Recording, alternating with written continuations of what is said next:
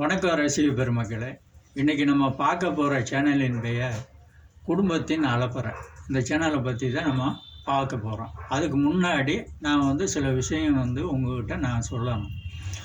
ஒன்று, எத்தனை பேர் பசி பட்டினியில் யூடியூப்பில் போராடி நம்ம ஜெயிக்கணும், வெற்றி பெறணும் அப்படிங்கிறது ஒரு கூட்டம் இன்னும் போராடிக்கிட்டு தான் இருக்குது பல வருஷம். ஆனால் நீங்கள் அப்படி இல்லை. நீங்கள் ஜெயிச்சுட்டு இன்றைக்கி போராடாமல் அடுத்தவங்களை பார்த்து காப்பி அடித்து உட்காந்து சாப்பிட்டுட்டு இருக்கிறது உங்கள் சேனலில் ஒன்று. நேற்று லைவ் போட்டீங்க. லைவ் போட்டதில் ஆயிரக்கணக்கான பேர் உங்கள் லைவை பார்க்குறாங்க. ஏன் பார்க்குறாங்க?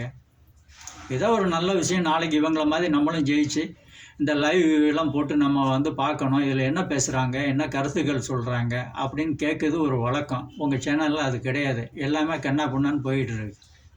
நேற்று லைவ் போட்டிருந்தீங்க, ஆயிரக்கணக்கான பேர் பார்க்குறான். அதில் நானும் ஒருத்தன்.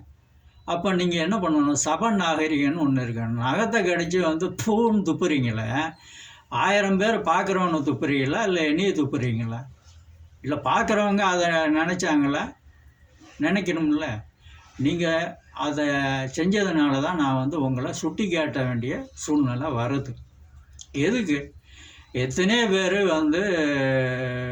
ஒவ்வொரு படைப்புகளும் ஒவ்வொருத்தங்க அடுத்தவங்கள் படைப்பை நீங்கள் சாப்பிட்டது உண்மை. கேட்டிங்களா? இது தெரியாமலா இருக்கு?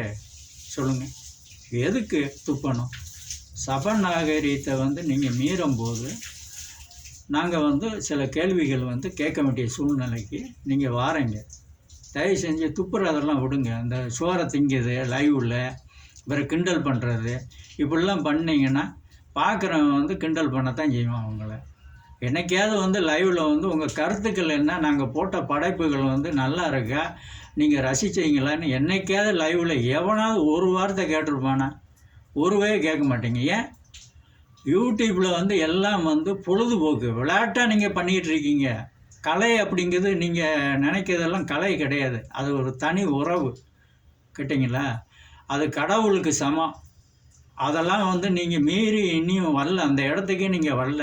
சும்மா பொழுதுபோக்கலான்னு யூடியூப் உங்களுக்கு எல்லாமே கொடுத்துருது கையில் போட்டு நீங்கள் கூத்தடிச்சிட்டு இருக்கிறீங்க. இதுதான் லைவ், இதுதான் நீங்கள் போடுற படைப்பு. கலையை பற்றி பேசணும்னா சில பேருக்கு கோவம் வரும். தயவு செஞ்சு திருந்திக்கோங்க. படைப்புகளை படிங்க, எழுதி எடுத்து போடுங்க. அடுத்தவனுடைய எண்ணத்தை நீங்கள் எடுத்து போடாதீங்க. அது தப்பு சிஸ்டர். நன்றி, வணக்கம். மீண்டும் ஒரு சேனலுடன் சந்திப்போம்.